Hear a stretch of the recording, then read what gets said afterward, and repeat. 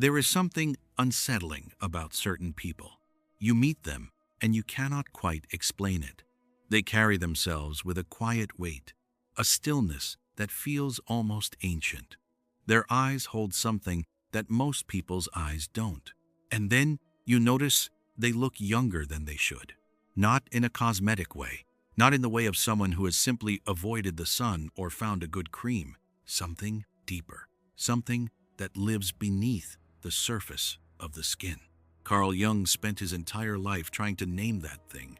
He called it wholeness, and he believed with a certainty that bordered on prophecy that the refusal to seek wholeness does not just cost you your peace, it costs you your life force, your vitality, the very energy that makes you appear alive to the people around you. Today, we are going to explore 7 specific reasons why the people who do the deep inner work, the real shadow work, the kind Carl Jung spent decades mapping, look and feel younger than those who don't. Not metaphorically younger, measurably, visibly, biologically younger. This is not motivational content. This is science, psychology, and ancient wisdom arriving at the same conclusion. Let's begin. Reason 1. The shadow carries your stress, and stress is the accelerator. There is a part of you that you have been carrying for a very long time. You didn't choose to carry it. You were simply too young, too afraid, or too unprepared to deal with it when it first arrived. So you buried it. Jung called this the shadow, the unconscious container for everything you deemed unacceptable in yourself. Your rage, your grief, your shame, your deepest fears, your unlived desires. All of it compressed into a part of your psyche that never sleeps and never stops demanding attention. Here is what most people do not understand. The shadow is not passive. It does not simply sit quietly in the dark, waiting to be acknowledged. It presses outward, constantly, against the walls of your conscious awareness. And that pressure, that constant internal friction, activates the body's stress response. Cortisol, the hormone that, in short bursts, keeps you sharp and alive. But in chronic elevation, which is what an unexamined shadow produces, cortisol becomes a slow poison. It degrades collagen. It thins the skin. It shortens telomeres, the protective caps on your DNA that determine how quickly your cells age. It disrupts sleep. It inflames tissue. It accelerates every biological process associated with growing old. The people who do shadow work are not immune to stress, but they are no longer at war with themselves. And that war, the invisible war between what you are and what you refuse to acknowledge, is perhaps the most exhausting thing a human being can do. When you end that war, the body notices. Reason 2. Shadow work restores sleep. And sleep is where youth lives. Jung once wrote that the dream is the small, hidden door in the deepest and most intimate sanctum of the soul. He did not say that poetically. He said it literally. He believed that what happens in sleep, in the dream state, is not random, not trivial, and not separate from the work of becoming whole. It is the psyche's primary mechanism for integration, for digestion of experience, for healing. And this is where something extraordinary happens when people begin shadow work. They begin to sleep differently, not longer necessarily. Differently, the quality changes. The architecture of sleep, the depth, the rhythm, the movement through stages shifts. Because when you spend your waking hours intentionally engaging with your unconscious material, you reduce the burden that the psyche carries into the night. The dreams become less frantic, less haunting, less desperate. Consider what happens to the body during deep, restorative sleep. Human growth hormone is released, the very hormone responsible for cellular repair, muscle maintenance, and skin regeneration. This is not a coincidence.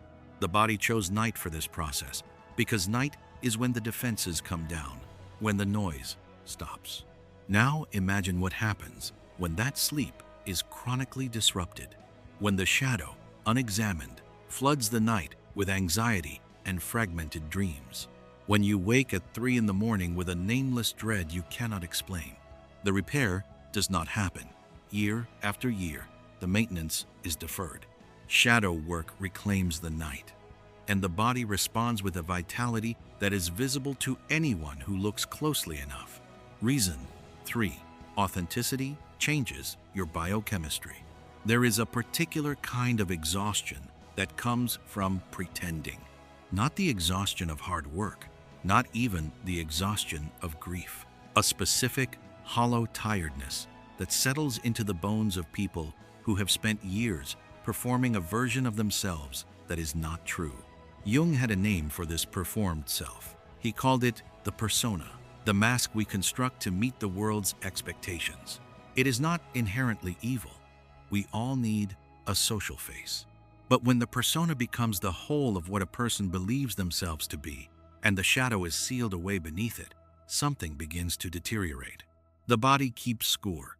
Every moment of inauthenticity carries a small physiological cost, a microtension in the jaw, a holding of the breath, a contraction in the chest, a suppression of the full emotional response. Over thousands of such moments, over years and decades, those microcosts accumulate into something devastating. Research into what is called emotional suppression reveals that people who chronically suppress their emotional expression show elevated inflammatory markers, higher rates of cardiovascular disease, compromised immune function, earlier onset of age-related decline. The people who do shadow work, who have looked at the mask and then looked behind it, begin to move through the world with a strange economy of effort. They are not performing. They are not maintaining. They are simply being what they are. And the body, relieved of that endless performance, redirects its resources toward something else entirely, toward vitality. Reason 4. The shadow holds your energy. Integration releases it. This is perhaps the most counterintuitive truth in all of Jungian psychology. Most people assume that their shadow, the dark, repressed material of the unconscious, is purely a source of destruction, a liability, something to be controlled, minimized, or at best, contained. Jung saw it exactly backwards. He wrote, "In the shadow is the gold." What he meant was this: the psychic energy required to keep something repressed does not disappear. It is not converted into something neutral. It is locked in place, immobilized, holding its position in the unconscious with the same intensity that it held when you first refused to look at it. Your rage, your grief, your unlived ambition, your suppressed sexuality, your abandoned creativity, all of it is not gone. All of it is still there, burning energy, demanding maintenance, waiting. When you do shadow work, when you turn toward these contents deliberately, with curiosity rather than fear, something extraordinary happens. The energy that was bound in repression is released, freed, available. People who have done significant shadow work describe it in remarkably consistent ways. They speak of feeling lighter, of things becoming easier that were once heavy, of a return of appetite for life, for creativity, for connection that they thought they had simply outgrown. This is not a metaphor. This is energy that was bound and is now flowing again. An energy that flows, that expresses itself rather than turning inward in suppression, is visible. It changes posture. It changes the quality of attention in the eyes. It changes the speed and ease of movement. It changes presence. It is what people mean when they say someone has a spark. Reason 5. Shadow work breaks the patterns that age. There is a concept in Jungian psychology called the complex, a cluster of emotionally charged material in the unconscious that acts almost like an autonomous personality. You encounter a situation that activates the complex, and suddenly you are no longer responding from your adult, conscious self. You are responding from a much older place, from a wound, from a child who was frightened, from an adolescent who was humiliated, from a version of you that formed in response to pain and never got the message that the danger had passed. Complexes drive behavior. Repetitive, predictable, increasingly unconscious behavior. They are why intelligent people make the same mistakes repeatedly. Why people choose the same kinds of partners who hurt them in the same ways their parents did. Why ambition collapses at the same point again and again. Why the drink happens at the same moment, triggered by the same feeling. Why the rage appears with a consistency that seems almost mechanical. What complexes also drive, and this is rarely discussed, is the physical behavior that accelerates aging. The stress eating that follows emotional activation. The insomnia driven by ruminative worry. The social isolation that comes from shame. The sedentary retreat into numbness. The self-neglect that expresses what cannot yet be said in words. The tension held in the body for years because the grief was never allowed to move. Shadow work, real shadow work. Not a superficial journaling exercise, but the deep confrontation with the patterns that have organized your life interrupts these cycles. Not immediately, not painlessly, but permanently. People who have integrated their major complexes move differently through the world. They are not blown by the same winds that once devastated them. They are not pulled into the same dramas. They are not paying the same physiological price for the same unconscious stories. The body accumulates the cost of every pattern. Shadow work stops the accumulation. Reason 6. What you cannot feel, your body speaks. The body is not separate from the psyche. This was something Jung insisted upon long before modern science had the language to agree with him. He observed, again and again, that the contents of the unconscious that could not be expressed emotionally found a different route. They moved into the body. They became symptoms, chronic pain, fatigue, illness. Not all illness, and not in a simplistic, moralistic way, but with a consistency that he found impossible to dismiss. The field that has grown up around this observation, psychoneuroimmunology, has now documented the mechanism with precision. Emotional states affect immune function, inflammatory responses, hormonal regulation, neural pathways, and cellular behavior. The body is not a machine that the mind merely inhabits. It is a unified system, and what happens in one dimension moves through all of them. When grief is not grieved, it does not evaporate. When rage is not expressed, it does not disappear. When love is blocked, when longing is denied, when fear is frozen in place by the refusal to acknowledge it, these states find expression in the tissue. In the gut, which is why anxiety lives there. In the chest, which is why heartbreak is not only metaphorical. In the back, which carries what the psyche is told it cannot put down. In the face, which reflects with devastating accuracy the inner weather of decades.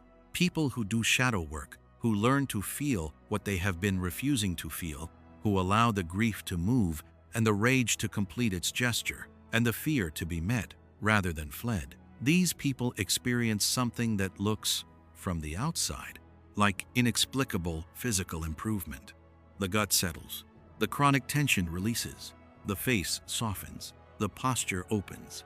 Jung was not surprised by any of this. He had watched it happen across a lifetime of clinical practice. The body, relieved of what it was asked to hold in silence, begins to heal. Reason 7 wholeness produces presence. And presence is what youth actually is. We have saved the deepest truth for last. When you look at a person and feel that they seem somehow younger than their years younger in a way you cannot fully account for, what you are responding to is not primarily a physical phenomenon. You are responding to presence. Presence is the quality of being fully here, of occupying your own life without the fractured distraction of inner conflict, of looking at the world with something close to undivided attention. Children have presence because they have not yet learned to live elsewhere, because the gap between their inner life and their outer life is still narrow, because they have not yet built the elaborate internal architecture required to hide from themselves. And then the years pass, and the gap widens, and more of the psychic energy goes toward maintenance, toward managing the shadow, sustaining the persona, navigating the complexes, suppressing the things that were never allowed to be expressed. And the presence dims. Not completely, but measurably. You can see it in the eyes, the slight absence, The quality of being not quite fully here, because so much of the self is occupied elsewhere in the past that was never processed, in the future that is used as an escape from the present, in the management of an inner world that was never given permission to be acknowledged.